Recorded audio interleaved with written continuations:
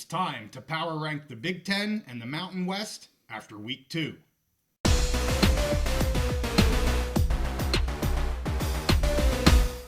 College football is back, and we're back on the Big Mountain. Hey, good to have you back here on the mountain. I am JY, and this is my good friend Steve.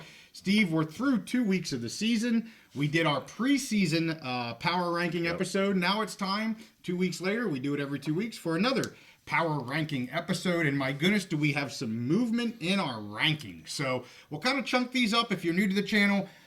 What we do here is we take all the Big Ten teams, we take all the Mountain West teams. We've also added in Florida State, Oregon State, and Washington State. Correct. Oregon State and Washington State because they're playing a lot of the Mountain West. We did that last year. We kind of brought them in as the PAC-12. We follow them very closely. And Steve has decided to bring in Florida State this year because Steve thinks that Florida State eventually will be a part of the Big Ten. So we've kind of taken 2 conferences and added 3 special schools to it. Adopted them. So anyway, that's 33 teams we have to rank. So we're going to start at the bottom. We're going to work our way up. We'll start with the bottom group here, the bottom 13, and I'll work my way up here. Real quick, we have some slides for you guys. At the very bottom, we have a tie for the bottom 3 teams. A tie for 31st with San Diego State, New Mexico, and all the way down here to the bottom of the barrel, the Wyoming Cowboys, after a horrendous start to the season. We also then have Purdue, Hawaii, Colorado State, Utah State, Air Force with a significant decrease here as well, UCLA, Northwestern, Nevada, Minnesota, and just outside our top 20, Maryland here, Steve. So what are your first take on kind of this bottom 13? You know, I think all of these teams, what order you put them in, it's kind of hard. They've all had some levels of disappointment at the beginning of the season. So, you know, it is what it is. Both of us were high in Wyoming, and they've obviously had a bad start to the season. And I think we kind of expected San Diego State, New Mexico, Purdue to, you know, have a little rough time at the beginning of the season. And I think you're probably going to cover this, the one we disagreed on. Yes. Nevada, for me, it was so hard to rank them because we thought they would start low. Right. They have already shown a lot of improvement on offense, but I believe they're starting 1 or 2 after playing 1 and 2 after playing in week 0. So I'm interested to hear what you have to say about them. Yeah, Nevada here, the biggest spread difference between the two of us. So a difference of 8. I had them right around 20. You had them still down in 27th. I just have seen so much more out of this team than I was expecting. I see a lot more wins likely in their future if they continue to play like this. Really impressed by that quarterback Lewis, and their defense has been solid as well. So I may have them I may have overstated them slightly, and if you understated them slightly, that's why we do this. We average them up, and you know, sitting here right where they're at in 23rd is probably a pretty decent spot for them. Another one we had, a couple others we had pretty far off from each other, difference of 5, was Northwestern, Air Force, and Utah State. I know I'm going to go back to Air Force quick, and then you can talk about your maybe your Northwestern school. Yeah. But you know, Air Force, I still had them ranked as 24th. I think they're really going to struggle here offensively. I know you kind of knocked them down a little bit more than that, and I totally can understand why that is. And Utah State, I just don't think we've seen Utah State at their best yet. I mean, obviously they played USC here in week 2, got the floor wiped with them. Yeah. But they do have an injury to Petrus, and their number 1 running back is injured as well. So the offense, which is the better part of their team, has 2 big issues here early in the season for them. So I think it's going to be a struggle to see Utah State maybe moving up here throughout the year, depending on when Petrus comes back. But they do have Barnes as a backup, so we'll see how well that kid can do coming in from Utah. Yeah, I'll talk about Northwestern real quick. I mean, I was low on them coming into the season, and then we saw them beat Miami of Ohio, which we were thinking was one of the better G5 teams. They beat them straight up. And so then I was thinking, okay, maybe they got some juice going this year. I watched a lot of the game against Duke. They really struggled. The biggest problem for Northwestern is they have no offense. They're like a poor man's version of Iowa, and you don't want to be a poor man's version of Iowa. Right. Really just have no offense whatsoever. Bad quarterback play. And they have kind of a tough schedule in the Big Ten this year. I don't see them getting a lot of wins in the Big Ten. You know, if it was nice to get that win against Miami of Ohio, but for them to have a decent win total this year, you would like to see them beat Duke at home. Right. They didn't do that, and I don't see them being able to get very many wins in the Big Ten. And then my last thought on Nevada is, I think that's the team out of this whole group that probably has the most room for improvement. Most, with their offensive improvement, if they could stack up some wins, I can see them climbing the ladder in our rankings real fast. I would see them and maybe Hawaii. You know, we have Hawaii down here all the way down at 29th. I think they're going to be a good team this year. Yeah, they came out of the gates a little slow against a Delaware State team, but they had a good showing against UCLA. Got banged up a little bit. I'm anxious to see what they do here in week 3. So yeah, we'll see. I think Hawaii. I think they have potential to move up for us. So, all right, Steve, you want to get to the next group? We'll do 11 through 20. Yeah, this next group, San Jose State, they've already showed more than we thought they would this year. Their offense has looked better. Is it Nick Nash, the wide receiver for the? Yeah, he's been fantastic. Looks like a major player. So they've already, I think, climbed our rankings quite a bit. Massive movement up. Yeah. Michigan State, it's been kind of up and down. The first week, not so great. Second week, they get a win. So we'll see there. I'll say I'm about to lose complete faith in Wisconsin. This is a team I could see them dropping like a hot rock all the way down to the bottom. They just have no offense. Their offense looks terrible. Their defense, which used to be the bread and butter, there's not a lot of things to like about this team right now, and I just continue to be surprised. Yeah. Washington, I think, is overperforming a little bit from my expectations. Florida State, they've started 0-2. We had them way up in our rankings in the top 4 or 5, and they're dropping badly. And then that next group of that middle of the road Big Ten teams, Iowa and Illinois, they've kind of done about what we thought they would do. Sure. But what I want to talk about is this next 3. Fresno State. I think that they dropped a little bit, but they held their own against Michigan. They played really well against Michigan. They got a win at home. Was against Sacramento State. Yes. Which I saw they had 41,000 their crowd attendance, which was fantastic, which is more than a lot of those middle of the road Big Ten teams. So I think they really have room to climb back up. And then let's talk about Washington State and Oregon State, the remaining 2 in the pack. Yep. They've started each 2-0. Yep. Now really tough games this week. They have the Civil War and the Apple Cup, so we'll see how they go. But to me, I think they've been just kind of a breath of fresh air, doing really good, getting off to that 2-0 start for both of them. Yeah, and you had Oregon State slightly above Washington State. I had Washington State slightly above Oregon State. I just like both sides of the ball with the Cougs better than both sides of the ball with the Beavs, and that's mainly coming off of that San Diego State game that I watched a decent amount of. I just wasn't overly impressed with the Beavs offense. They did have a great defense there, but they're neck and neck. Yeah. I think they're, the game that they play against each other, I think will be a fantastic game. And Fresno State kind of goes down here a couple of positions, not of really anything that they did wrong, just that maybe some other schools did things a little bit better than them. So, and I agree pretty much for everything. I think Florida State here, we have them at 16th. I bet some people are thinking you should have them lower than that after their start. I still think they're a really solid team. I'm hopeful that they can get back on track to some degree. They're better than an 0-2 start. So I think right now where they're at is okay at 16, but they better get on the winning track really quick or they will be down in the bottom 20 of bottom 10 of this power ranking. Quick word about them. We've seen both of you and I, we follow and are followed by a lot of Florida State fans. We interact with a lot of Florida State fans on X and Twitter as we've been covering the ACC saga. Yeah.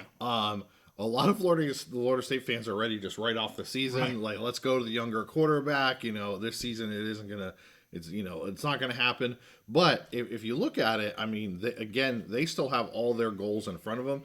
The ACC is wide open. They could still win the ACC and be the representative to get into the CFP. Right. But like you said, they got to start winning now. Oh, man. They have no more options. Yeah. I know a lot of the FSU fans thought that game was against Boston College. We're giving them another week to correct it maybe, but we'll see. So let's get to our top 10.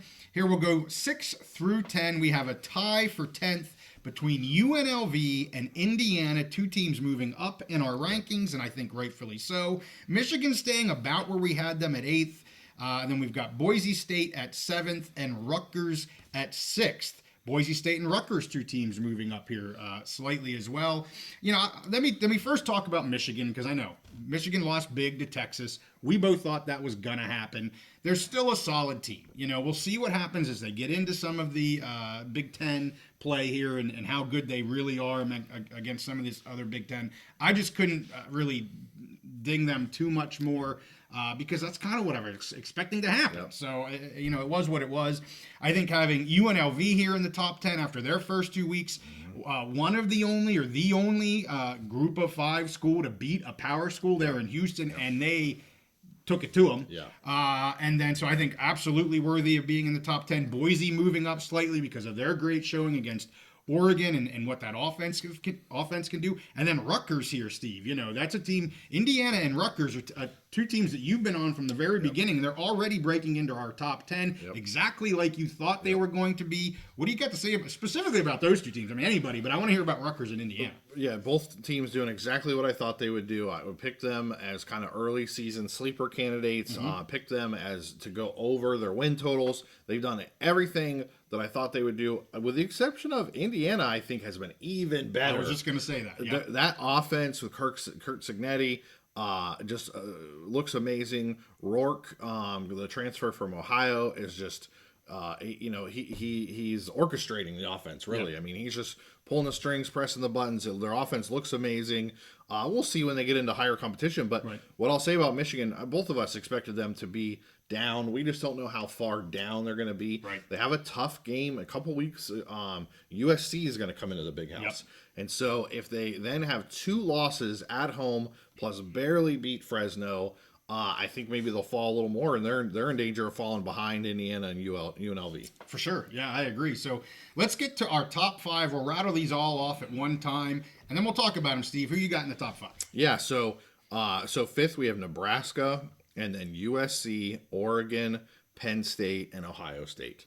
So I'm going to start. I'm actually going to start. I'm going to go in a little reverse, if that's okay. Fine. I'm going to start at the top. Yep. Ohio State, we had them as the number 1 team. Right away from the beginning, mostly based on what's on paper, you know, what's returned from last year. Yeah. I think they've done everything that they need to do. You know, would their fans have liked to see them beat up on Akron a little more in the first half of the first game? Sure. Yeah. But, you know, their transfer quarterback, Will Howard, he's done everything I think that he's needed to do. And that team, they're just so loaded that I have no reason to move them off first place until they really get knocked off. I was just going to say that. They're going to have to lose a game here for me to move them. Yeah. I don't care how good all these other teams do. No offense to Penn State and Oregon and USC. Or for me, Ohio State's going to stay number 1 until they lose a game to not be number 1 anymore. Yep. And even then they might be number 1, but that's the only way for me I'm going to knock them out. And they play both of the teams that are right behind them, Penn State and Oregon, so both of those teams have the chance to knock them off. And I think both of those teams are just a step behind Ohio State. We thought maybe Oregon was a little closer. Yeah. They've started the season a little rough, and that's why they dropped back. Penn State's right there. They did what they needed to do against West Virginia. Good out-of-conference win, but then they didn't look so great against Bowling Green. So they moved up, but mostly only just because Oregon hasn't looked that great.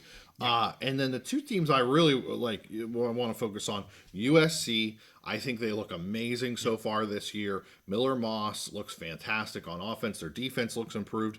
And Nebraska, Matt Rule, you know, we said we thought they would be much improved this year. The big question mark was their quarterback play. Could they, you know, increase their quarterback play, going from awful quarterback play last year to a true freshman, Dylan Raiola?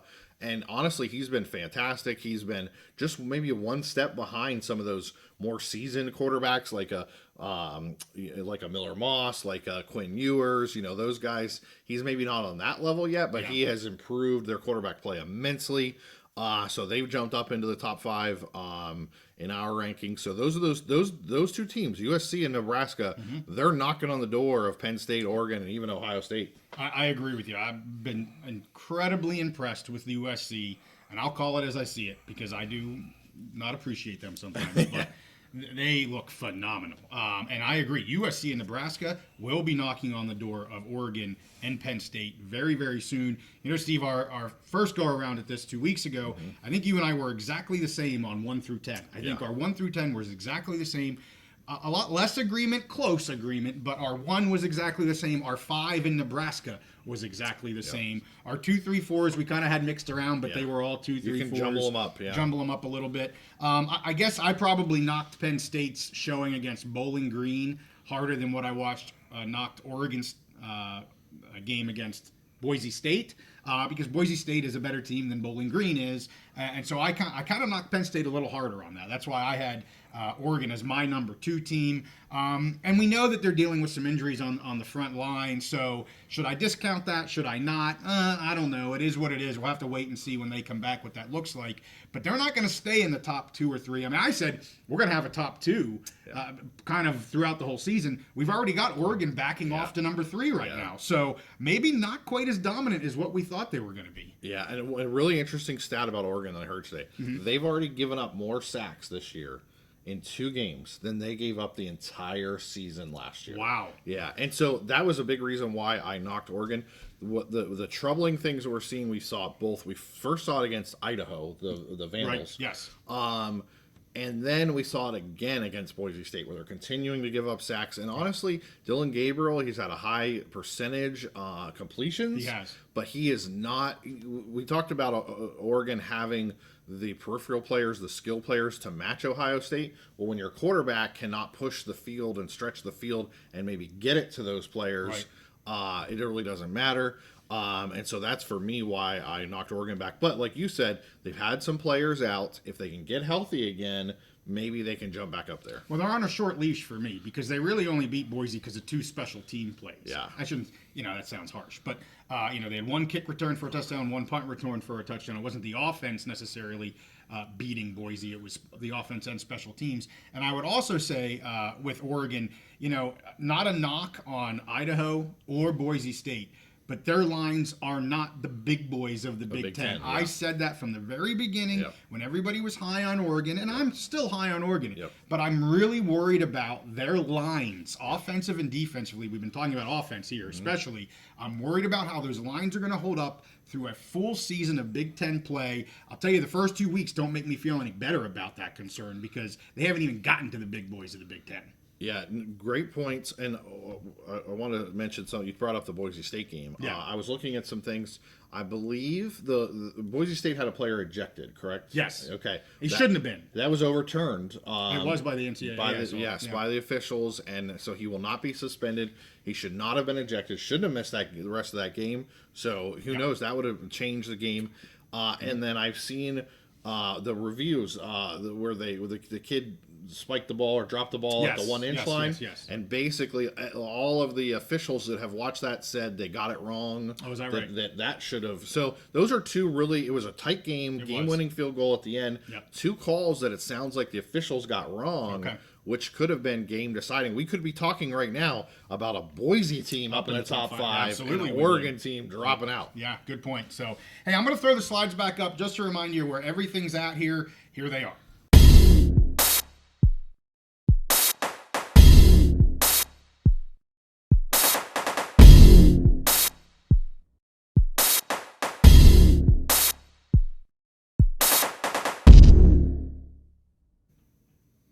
All right, that's where we're at after 2 weeks through the college football season. Reminder, we do this every 2 weeks, so we'll be doing another one after week 4. We'll see who's moving again. We're giving some people a short leash. We'll see what happens with them here after weeks 3 and 4. With that, we thank you guys for watching. Make sure you give this one a like and subscribe if you like our content. We'll see you next time on the Big Mountain. Genty for Heisman.